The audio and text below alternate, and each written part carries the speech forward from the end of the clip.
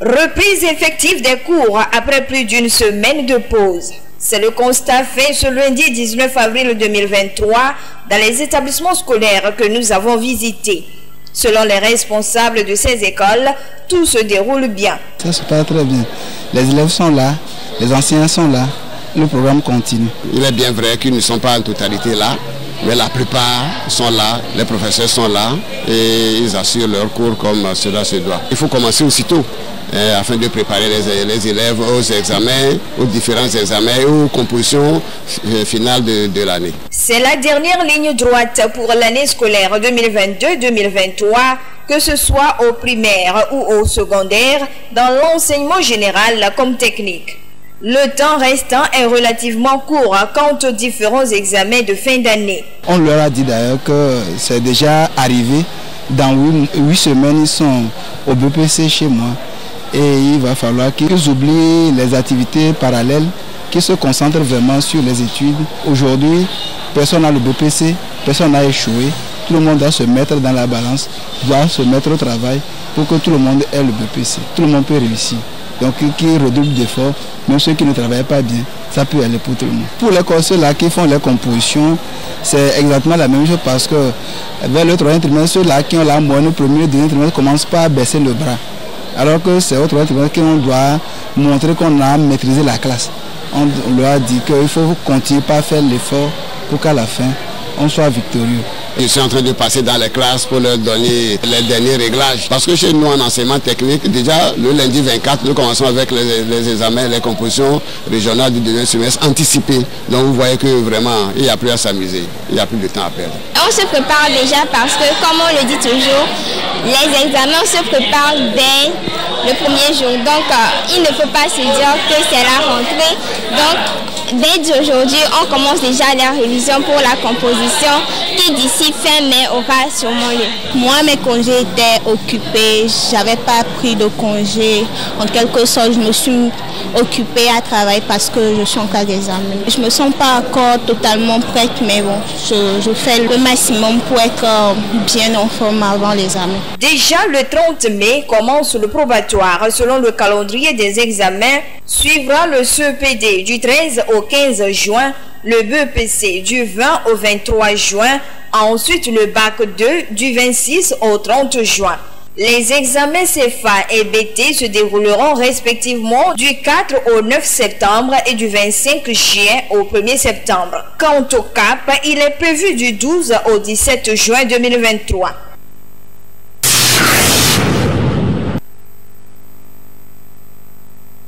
Ces femmes détenues de la prison civile de Lomé reçoivent ici leur certificat de fin de formation en maquillage et en soins du visage. Cette formation est à l'actif de l'association Solidarité Mondiale pour les personnes démunies et les détenus SMPDD en collaboration avec l'ONG ghanéenne Powerment Youth Ghana. L'objectif visé par la SMPDD est de préparer ces femmes à une réinsertion socio-professionnelle après leur sortie de la prison. Les femmes détenues sont souvent stigmatisées et marginalisées dans la société. Une fois sorties de la prison, cela leur permettrait d'abord d'être elles-mêmes la bénéficiaire en amont et en aval, de pouvoir le faire aux autres personnes et de pouvoir gagner des revenus. Les femmes qui ont suivi cette formation, nous allons les accompagner afin de leur former davantage pour qu'elles puissent s'orienter dans le métier. We give them free makeup brushes. Tout au long de cette formation, tout ce qu'ils ont utilisé pour la formation, les équipements et tout, nous les avons donné ça en association avec la SMPDD. Brushes, we want them to also use it to practice.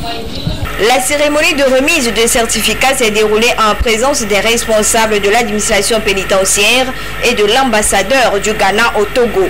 Tous, ils ont remercié l'association SMPDD et son partenaire ghanéen pour cette initiative qui va permettre à ces femmes de se prendre en charge après leur libération. C'est un sentiment de satisfaction que nous avons aujourd'hui et je prie que d'autres partenaires puissent nous accompagner dans ce sens-là afin que le détenu au sortir de la prison puisse avoir un travail. puissent bénéficier de quelque chose et être occupés à l'extérieur et ne plus revenir. Those who are used to the prison, they think that they have free accommodation, they have free food, they have free security and everything, so they don't have to worry so much about life. But if psychologists will retrain their minds to realize that they don't belong to the prisons, but they belong to their families and to the society outside, when they go there, they will accept whatever challenge, even if it means stigmatization. They will get over the stigmatization and work to earn money and overcome the challenges they are meeting there and reintegrate themselves into society so that they will not have any yearning to come back to the prison. L'association Solidarité mondiale pour les personnes démunies et détenues SMPDD compte poursuivre ses actions pour une intégration sociale réussie des détenus une fois leur peine purgée.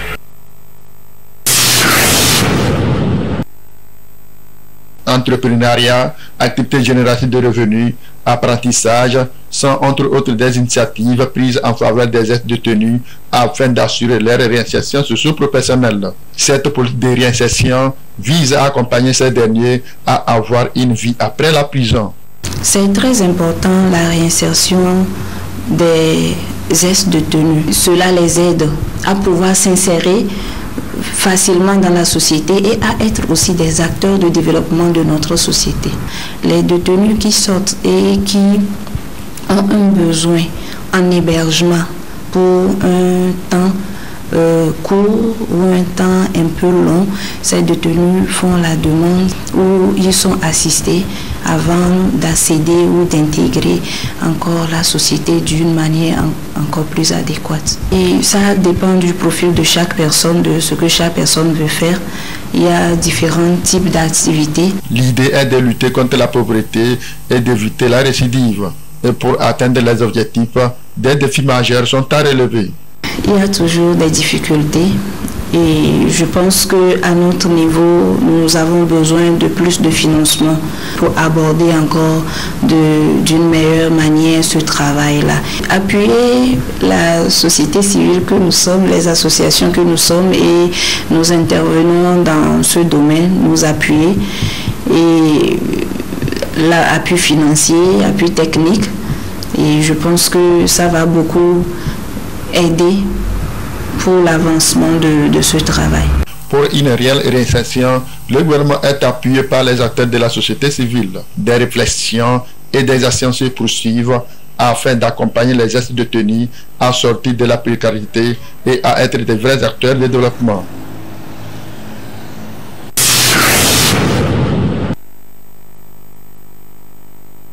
Le cancer du sein est la principale cause de décès des cancers chez les femmes selon l'Organisation mondiale de la santé OMS.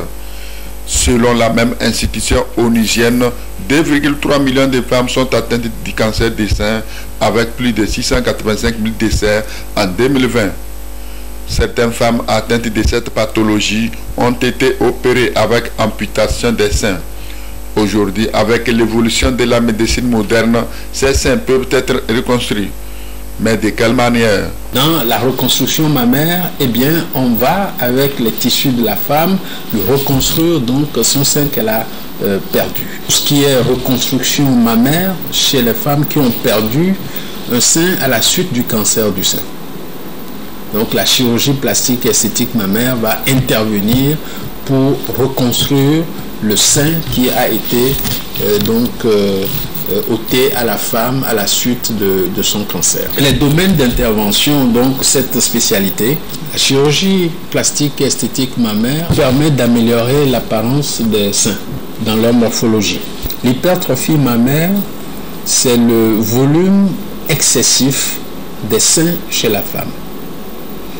Et ce volume excessif des seins chez la femme va lui engendrer un certain nombre de complications, comme des douleurs dans le dos, les douleurs au niveau du cou, des douleurs au niveau des côtes, sans compter que lorsque le volume des seins est aussi excessif, eh bien, elle va avoir du mal à entretenir sous ces plis mammaires. L'hypotrophie mammaire est caractérisée par un volume très réduit des seins.